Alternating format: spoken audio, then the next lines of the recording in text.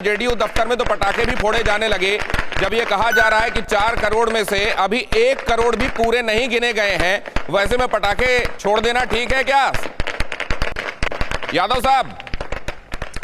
ये देखिए, ठीक है 4 करोड़ में 80 लाख ही मतगणना हुए हैं, लेकिन जो हम लोगों का आकलन है, मतदाताओं का जो रुझान था वोट देने के समय, उसी समय स्पष्ट हुआ था कि एनडीए की सरकार बनेगी। लोग मानते हैं, बिहार के गरीब लोग, पिछड़े, महिलाएं, तमाम लोग मानते हैं कि बिहार की आवश्यकता नीतीश कुमार है।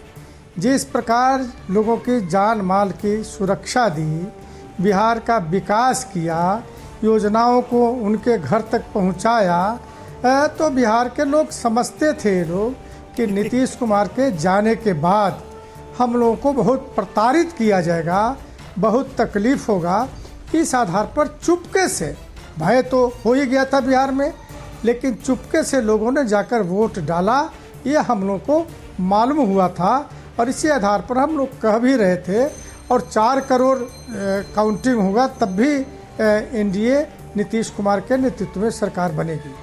लेकिन अब सवाल यह है कि जो अभी दिखाई दे रही है तस्वीर, उसमें बेशक कहा गया है नीतीश कुमार ही रहेंगे और जाहिर है उनको ऑफर भी किया जाएगा, लेकिन वो कहते हैं जो मॉरल अथॉरिटी, उसके हिसाब से चीजें कैसी दिखाई दे रही हैं। राजीव जेटली जी के पास जरा ये समझने के लिए भी जाना पड़ेगा। राजीव जेटली जी, गणित तो तब सही होता है कि जिसको कहा जाए कि ये सीएम होंगे, उनके पास जाहिर है वो ज्यादा सीट लेकर आए और बड़े भाई वाली भूमिका में रहें और तब उनको ऑफर किया जाए, समझ में आता है। इस तरह की स्थिति में ऑफर तो किया जाएगा, लेकिन अंदर से क्या महसूस होगा?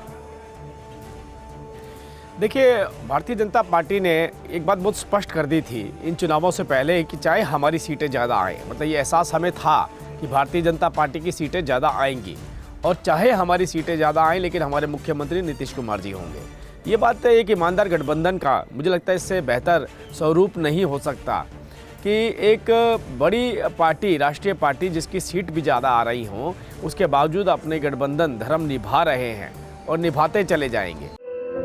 धुआं धुआं सा ये शहर क्यों दिखता है, सुना है बाजार में धुएं का सामान बिकता है, ये दिवाली सिर्फ दिए वाली।